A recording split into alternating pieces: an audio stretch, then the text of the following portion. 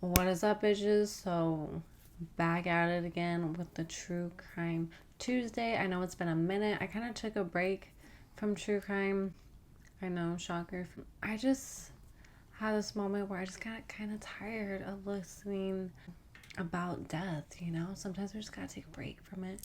But I'm back in it again, you know, back to listening to these fucked up, crazy stories. And I just want to dive into it and let's listen to the fucked up story of Blanche Monnier. Monnier.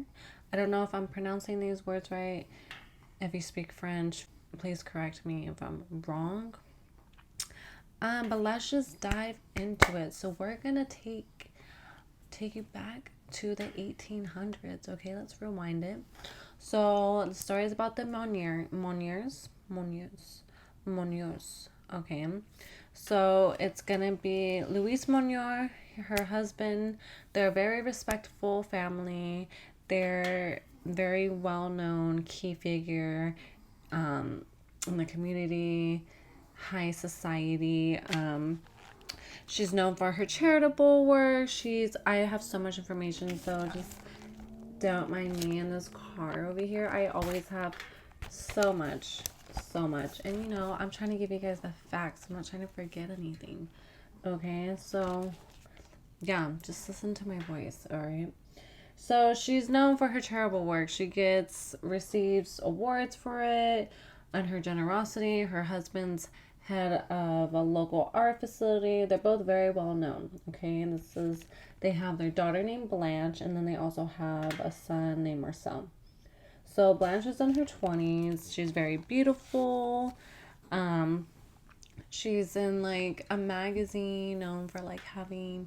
She's like a beautiful brunette with what was the word that they said? With luxurious hair. I don't even know. Doesn't matter. She's a beautiful woman, right? Very lovely. She's gentle. In 1876, so she's just 25 years old. Her dad dies, right? So her father passes away, and her mom's expecting of her to marry a rich man. But that doesn't happen for Blanche. Blanche falls in love with an attorney, but this attorney is, quote, penniless, okay? And her mom is just like not having it. Her mom is like, no, bitch, you like, she's worried about her reputation, basically. She's worried about what the people are gonna say. But Blanche is in love, you know, like, as you should be. You shouldn't be worried about what they're making, you know, it's all about what's in here.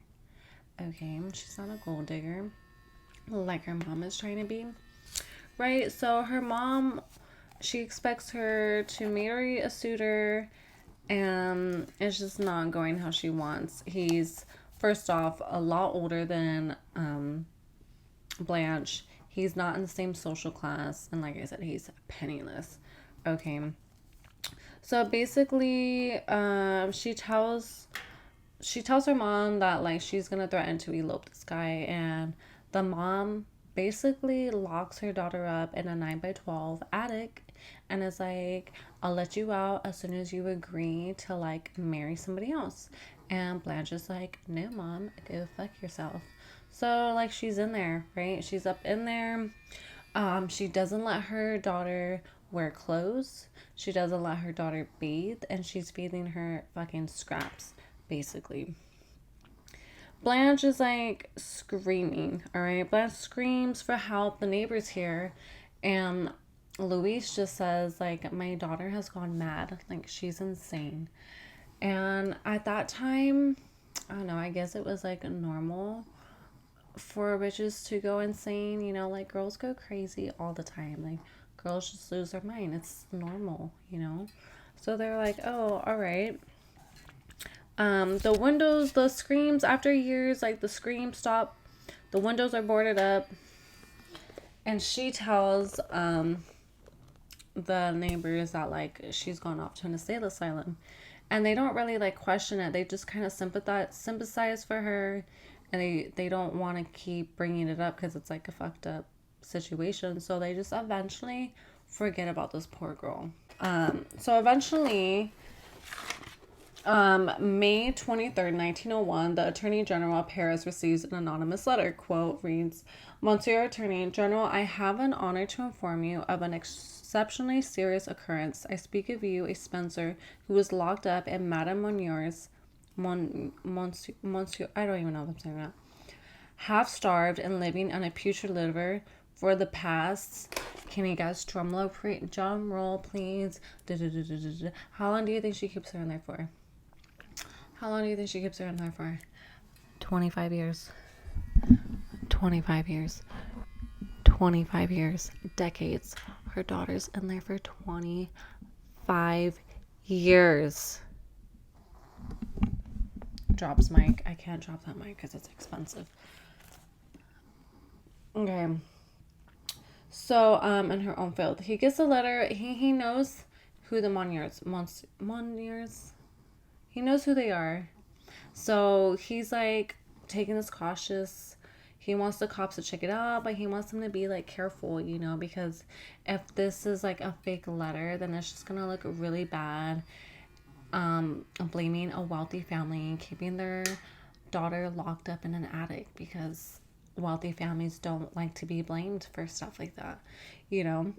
But in the letter, it had mentions a girl's name that they recognize that has mysteriously disappeared, right?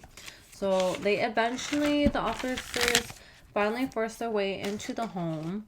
The son, Marcel, like tells them like they can't come in. Marcel lives across the street with his wife and daughter. He tells the officers they can't go in, but they eventually do. So they eventually make it, yeah, like I said, to the attic, and it's a padlocked door. They break it open, and it is completely dark in there, guys. I'm sorry, this heater is getting on my last nerve. Guys, it is pitch black in there, and they are like hit with an awful smell, right? It's rancid. It's disgusting. They go open a window, but it's boarded up. Quote, we immediately gave order to open the window. This was done with great difficulty. The curtains fall down and it's just dust. Just dust. They had to take the hinges off. Like, it was work. Like, it was hard. Okay? It wasn't easy. Gotta get my notes out. So as soon as the light hits the room, in the corner, they find lying in a bed, covered in a repulsively filthy blanket. End quote. The officer said, the unfortunate woman was lying completely naked on a rotten straw mattress. All around her formed a sort of crust made from extracted fragments of meat, vegetables, fish, and rotten bread. We also saw oyster shells and bugs running across Madame Monier's bed. On the floor are rodents just running across her bed. They're eating the leftover scraps. The walls are covered with drawings and words scratched out, like carved out. And it's just, they can't even investigate any further because just the smell is so putrid. They have to get the fuck out of there. So they immediately rush Blanche to the hospital. Louise and her son are carted away to jail. The word gets out that the Monniers have been keeping their daughter locked up in an attic for decades, and they are fucking furious. Okay, they go outside of the house, and Marcel's wife and daughter have to go into hiding. So she's in the hospital, right? Blanche is bathed, and they're worried she won't make it because she is just so malnourished. She only weighs 45 pounds, guys. A grown woman weighs 45 pounds. And there's an image of her. I'm not going to put it up because it's just really sad and disturbing image. Obviously I saw it. I'm not going to put it up. You guys want to search it, you guys can see it. You can just see her bones. It's so sad, guys. I'm a small person. I weigh 85 to 90 pounds. She weighs 40 pounds, guys. She has 3-inch long nails. They say, end quote, her hair is matted into the semblance of a bar of iron. They're describing her hair to iron. Okay. She's unable to speak proper. She's delirious. Someone says she eventually comes lucid and she says, oh, it's, what does she say? How lovely it is to finally breathe some fresh air. So Marcel are interrogated. Marcel tried to blame everything on his mom, saying that she was foul. Oh, wait. No, first they tried saying that Blanche was fucking foul. They tried saying that she was angry and full of rage. Who isn't? Who isn't? Lock everybody up. Who? Okay. Officers don't believe it. I mean, obviously, like, who the fuck just lets themselves starves and locked up and like obviously is bullshit. Okay. And then Marcel blames his mom, saying that Louis had complete control over the family and the finances. He was scared of her. He tried to help Blanche, but he could only do so much to make her comfortable. You didn't try hard enough, buddy. You didn't try hard enough. All right. Could have tried a little bit more. But like, who the fuck knows? Who knows? Okay, what do you guys think? Do you guys think maybe he was the one doing all this? Maybe they were both in on it. Maybe the mom was scared of him. Maybe she was. It's hard to say. Okay. Eventually Louise, she confesses the truth, but when she's in jail, she's in jail and just she doesn't even get punishment because like 15 days later she dies of a heart attack. Maybe from shock, who knows? The bitch drops dead. All right. So, and that's she's at 73 years old. So before she dies, I don't know if she's trying to like make herself look good. She changes her will to Blanche, leaves everything to her, and her last words are, "Oh, my poor Blanche. Fuck you, bitch." So the servants said Louise even forced them to keep her in prison. So they had servants there, right? These servants even knew what was going on, feeding her. Like, the servants knew. Marcel, once he goes to trial and he is sentenced, and he's convicted to helping his mother, but he's only sentenced to 15 months. But since he is an attorney, he appeals and said Blanche could have left at any time. Nobody forced her. And yeah, she totally just did it herself, right, guys? And so back then, it wasn't a crime to like, if like you didn't imprison somebody and like you see somebody like is like trapped, like you can't get in trouble for that. Like, as long as you didn't do it, you see it happening, you won't get in trouble. So that wasn't a crime back then. So the court agrees and he's basically free. Like, he talks his, smooth talk, and, he knows what the fuck to say. He's an attorney. And the public is obviously fucking pissed off. And yeah, he has to stay, him and his family stays in hiding, as they should. I mean, how are you just like up in your house?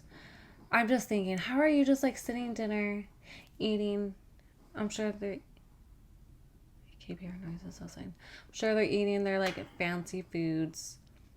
And oh, let me tell you too. And like when the officers were in there, like they find like oysters in there. Like, how disgusting to like, even on everything she's going through, you're gonna put fucking fish and seafood on top of that. Like, oysters back then was known as like a poor people food. So they're like legit giving her scraps. Like, how are you up just like fine dining, knowing that your sister is locked up in a dark room? Like, it's boarded up in there. She doesn't see the light or day. Like, how are you just, I don't know. I'm not even gonna get into it. So Blanche, she eventually, she could speak, but it did a lot of damage to her psyche, and she never does a full recovery. She lives her final years in a sanatorium, and she dies 12 years later in 1913. Nobody knows who wrote the letter. I honestly think it probably was one of the servants. I mean, who else could it have been? I mean, maybe the neighbors suspected, but I mean, how could they have known that she was locked up? I mean, they could have tried to put two and two together. But I have a feeling it was the servants, or maybe it was like the servants told somebody, and then that person told. I don't know. What do you guys think? I'm curious. No death in this one, but it was a fucked up story, and it's been on my noggin, and I thought I'd just share it with you guys. But that is the story of the Montiers and of Blanche Monnier. Blanche Monnier. I don't even know if I'm Montiers. I keep saying that. Monnier. Really sad. She lived. If you see, there's like before and after images. If you see her like before and after, and it's just not even the same person. Not even the same person. It's pretty disgusting. And it's like, what led up to that, you know? Like, you think eventually she would have been like, yeah, mom, I'm gonna marry, like, a different guy, fine. But, you know, she probably, like, after being locked up for so many years, like, the family was like, we can't release her into society. We gotta keep this secret going. But it's like, was the mom always, like, that awful? Like, what led her to wanting to keep... Maybe the mom was jealous, you know? Because the daughter was, like, known for being this, like, this beautiful woman. Maybe the mom was jealous. You know, who knows? Kept her away. Fucked up, man. Yeah, thanks for tuning in to this week's True Crime Tuesday. Definitely open to suggestions to more fucked up stories. Who knows what was going on with that family? Who knows exactly how that house was ran? Who knows who was in charge of the whole thing going down? I kind of feel like, yeah, it was like the mom and son both in on it, because like the son was like not wanting the cops to check it out when they did. He obviously didn't try hard enough, and he didn't even want to take responsibility and even serve those 15 months. Like, if you felt so bad, yeah, it's just, it's awful. So yeah, thanks for watching, guys. Bye.